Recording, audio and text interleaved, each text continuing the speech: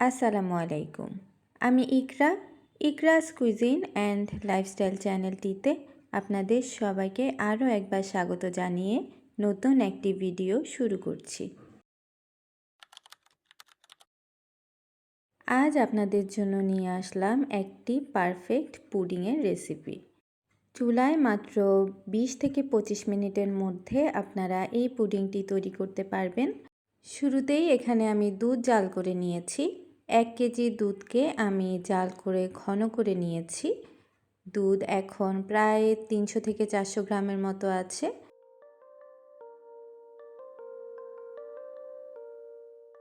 এবার যে মোল্ডটিতে আমি পুডিং তৈরি করব সেখানে কিছুটা ক্যারামেল তৈরি করে নিচ্ছি। আমি যেভাবে ক্যারামেল তৈরি করব আপনারা এভাবে করলে ক্যারামেলটি একদম পারফেক্ট হবে।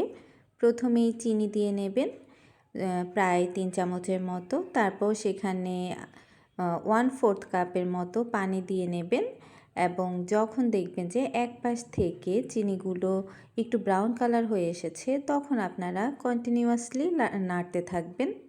কারণ যদি না নাড়েন সেক্ষেত্রে এক পাশ পুড়ে যাবে আর এক পাশ সাদাটে থেকে যাবে।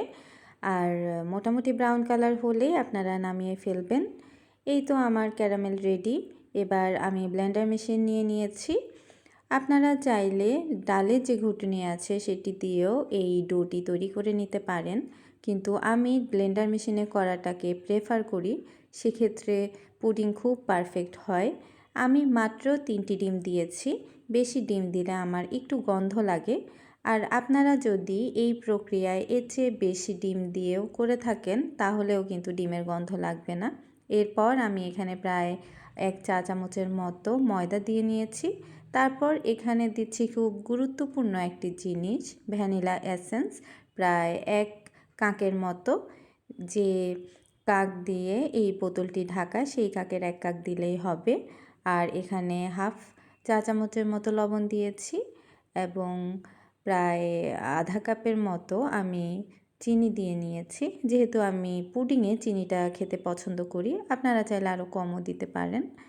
তারপর আমার জাল করা দুধটি আমি এখানে দিয়ে দিয়েছি।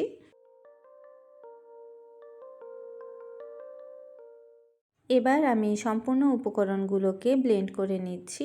এখানে বেশিক্ষণ ব্লেন্ড করা লাগবে না, আপনারা 30 সেকেন্ড থেকে 1 মিনিটের মতো ব্লেন্ড করলেই হবে, কারণ এগুলো সবই প্রায় লিকুইড জিনিস।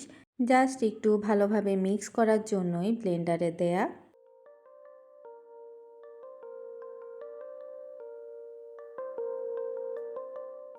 আমার পুরো ডোটা এখন রেডি।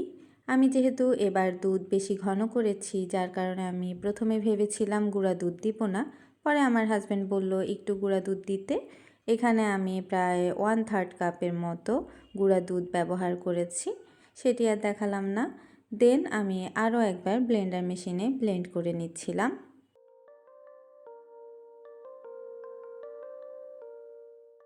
এতক্ষণে আমার ক্যারামেলটি ঠান্ডা হয়ে গিয়েছে। আপনারা অবশ্যই ক্যারামেল ফ্যানের নিচে রেখে ঠান্ডা করে নেবেন। এরপর যে ডোটি বানাবেন সেটি ওই ক্যারামেলে ঢালবেন। দুধও এক্ষেত্রে যেন ঠান্ডা হয়, কারণ না হলে আপনার ক্যারামেল কিন্তু গলে যেতে পারে। এই রিস্ক অবশ্যই নেবেন না। এবার আমি চলে যাব চুলায়। একটি বড় পাতিল বসিয়ে দিয়েছি, একটু ভালো কোয়ালিটির পাতিল বসাবেন। তারপর এখানে আমি যে জিনিসের উপর গরম পাতিল রাখি সেটি উল্টো করে রেখেছি। তারপর কিছুটা পানি দিয়ে দিয়েছি। পানির পরিমাণ এমন হবে যে আপনি যেই মোল্ডটিতে পুডিং বানাবেন তার যেন অর্ধেক পরিমাণ হয়। আর চুলার আঁচ হবে মিডিয়াম। এবার এখানে আপনারা একটি ছোট্ট শিলপাটা দিতে পারেন। আমার যেহেতু শিলপাটা নেই তাই আমি একটি ঢাকনা দিয়ে দিয়েছি একটু ভারী দেখে। আমার পুডিং রেডি। আমি এখানে পুডিং কিছুটা ঠান্ডা হওয়ার জন্য রেখেছিলাম। তারপর সাইড থেকে চামচের ডাঁট দিয়ে আমি কেটে নিচ্ছিলাম। আপনারা চাইলে ছুরি ব্যবহার করতে পারেন। আমার বাসায় যেহেতু চিকন ছুরি ছিল না যার কারণে আমি চামচ ব্যবহার করেছি। এরপর একটি প্লেট নিয়ে নিয়েছি।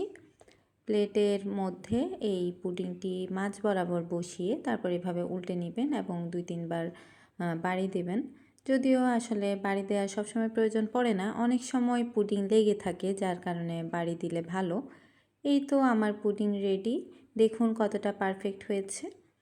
আপনাদের কাছে এই পর্যায়ে আমার রিকোয়েস্ট থাকবে, যারা আমার এই ভিডিওটি দেখেছেন অবশ্যই একটি লাইক দিয়ে দেবেন। কমেন্ট এবং শেয়ারের মাধ্যমে আপনারা আমার পাশে থাকবেন। নতুন যারা আমার ভিডিও দেখছেন তারা অবশ্যই আমার চ্যানেলটিকে সাবস্ক্রাইব করবেন। আজকের মতো এখানেই বিদায় নেব। সবাই ভালো থাকবেন। ধন্যবাদ।